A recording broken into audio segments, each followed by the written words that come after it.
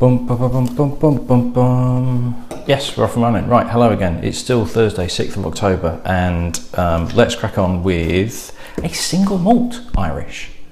Not many of those about, to be perfectly honest. The majority of Irish whiskey either tend to be blended or the Irish pot still element, which we will be covering off towards the end of this little run. But this one, Connemara, is not only is it a single malt Irish whiskey, it's also peated. Fairly heavily peated as well, and I think it's the only peated single malt Irish whiskey that you can get at the moment, which is a surprise considering there are so many new Irish releases and there's new Irish whiskey distilleries popping up all over the place that then no one else is doing a heavily peated version as well. What? I do not want your toy. Go away. So this was donated by the lovely and wonderful Joe Lawson, who was one of, if not the first person to donate some samples towards my challenge. Go away with your toy. I don't want it. Bugger off. I don't want it. Go. Of course, I've set him off now. He's going to want to play all that. So Joe, thank you very, very much for this. I have had Connemara before, a few years ago, and I can remember I absolutely loved it. Now I do like peated whiskies. It's one of my sort of favourite genres of whiskey, but I'm hoping that this is as good as I remember it, because I remember it was really good. Now Connemara is a region in Ireland, and it's reading up on it, it seems to be there's a bit of a rough rule of thumb as to sort of where it is. So I'm going to put up a map now, which it's not a great map, I'll be perfectly honest, but this is a map of sort of the Connemara region. But even then, if you put Connemara map into Google and look at images, there are different maps that do sort of different scales of where it is, but it's essentially almost a peninsula on the west coast of Ireland. It's kind of northwest of Galway, so as Galway kind of dips in, and on that kind of bit that sticks out north of Galway, that's sort of the Connemara region. It's near, some maps include the 12 pins, which is a range of, whether you call them mountains or hills, I can't remember, but it's that sort of area. Now Connemara, and this is what the full-size bottle looks like, but I think it's essentially a bigger version of this. Actually says on the bottom, it's from the Kilbeggan Distilling Company. So Kilbeggan is here, not exactly close to the Connemara region, but at the moment, and Kilbeggan is now back up and running, bugger off. If you want to know more about the Kilbeggan distillery in terms of the history of it, I did Kilbeggan itself in number 252, so not that long ago. Go back and look at the Kilbeggan video if you've not watched it already. That's got more in-depth detail about the history of the distillery itself, but the Kilbeggan distillery is now up and running after it closed down. So it opened in 1757, closed down in, when was it? 19-something-7, because it was 150 years. 1957, could have figured that out myself, and then it reopened production in 2007.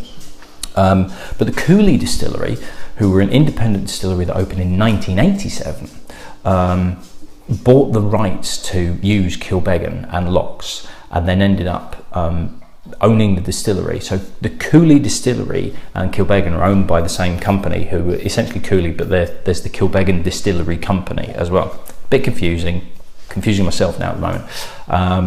But the Cooley Distillery produce Kilbeggan and Connemara and Tyrconnell, which is another blended whiskey, and something else which completely escapes me. Greenore as well, which is going to be coming on a bit later in the challenge, which is a single grain. So when John Teeling, who was the guy that launched the Cooley Distillery in '87, from the start wanted to do a peated Irish whiskey, but it wasn't until the late 90s, I don't know what year exactly, but it was late 90s when Connemara was finally launched. Now originally they were using did I put where Connemara Distillery was? I can't remember, so here it is. If I haven't, that's where the Cooley Distillery is, sorry.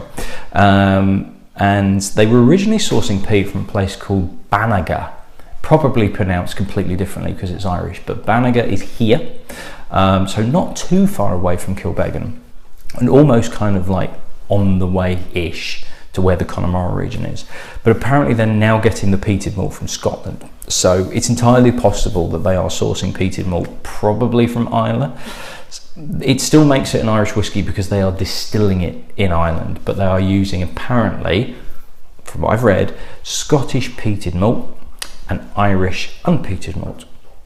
So there is, you know, it's not that they're cheating, it's probably costs of production, that sort of thing, which is the reason that they're doing it. You are looking at about, what was it? I didn't actually write it down.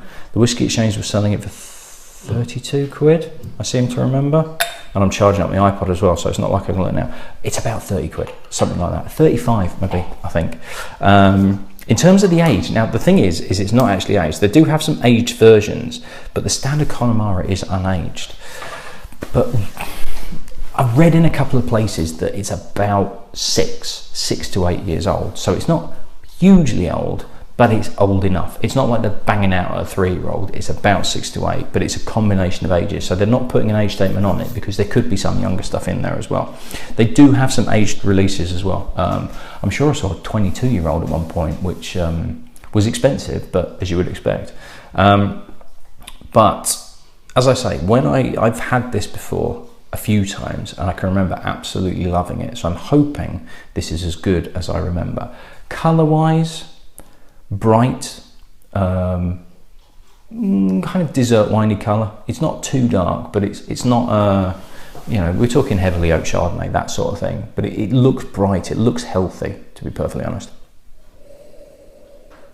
Pow on the nose, peat. But this is a really sweet, soft, smoky peatiness. It's not an iodine. It's not a TCP, it's not medicinal, it's a very, very soft, smooth smokiness. It's quite difficult to describe because it's not really bonfire, it's not really barbecue. It's got elements of that, but it's not like standing next to a bonfire. There's this lovely sweetness and there is a smoked meat feel to it as well. So it's like a bit like a barbecued brisket with barbecue sauce on it. So it's cooking on fire and it's got barbecue sauce on it, but it's a really sweet barbecue sauce. It's making me feel quite hungry, actually. It's the sweetness that gets me. It's got smokiness that if you were an Islay drinker, you'd go, oh yeah, that's nice, but then it's got this characteristic of its own that is dissimilar to Islays, which tend to be more pungent, whereas this is much mellower. It's weird to say that it's as intense, but it's mellower. It's much more subdued, but it's still there, it's still full on. But that sweetness is just fantastic. I really, really hope it's as good as I remember, and I hope it's as good as the nose.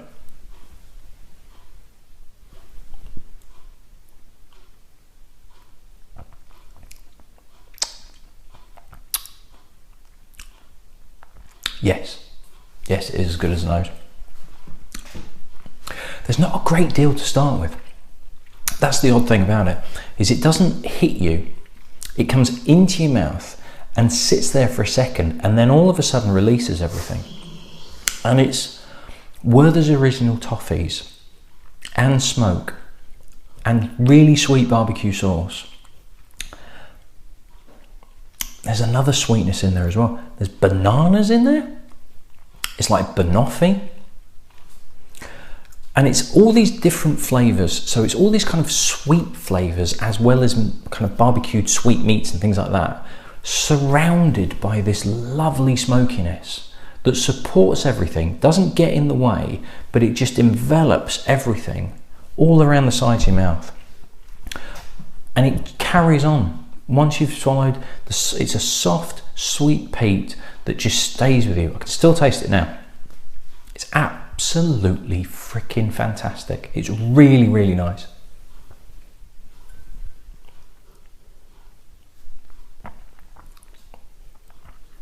It just pops. It sneaks up on you. It starts off and you think it's not even peaty. And then all of a sudden, it kind of like, it's like turning the volume up and it's like, No, nothing. Oh, hang on. Oh, there we go. But it doesn't go up to 11 like a lot of Islay whiskies do.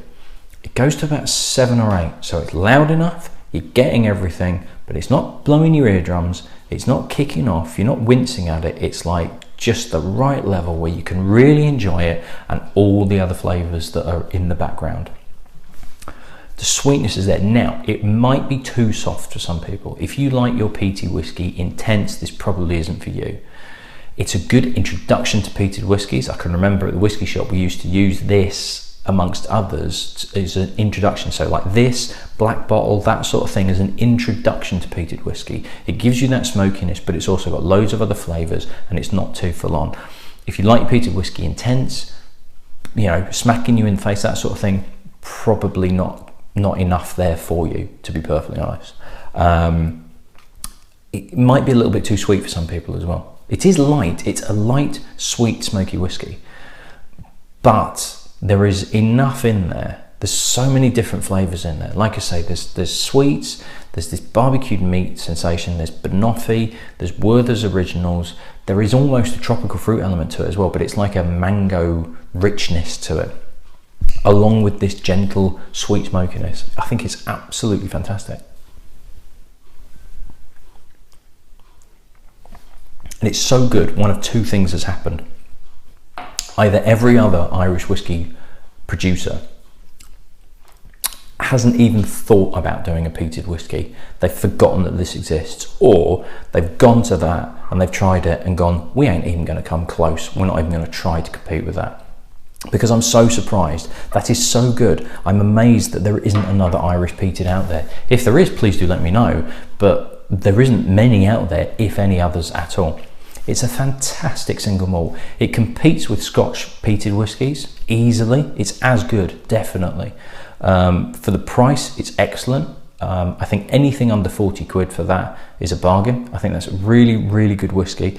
So if you drink peated whiskies, if you like Islers, or if you're looking at a present for somebody that you know likes smoky whiskey and you're looking for something different, that is the one to go for. It is absolutely brilliant. I love it.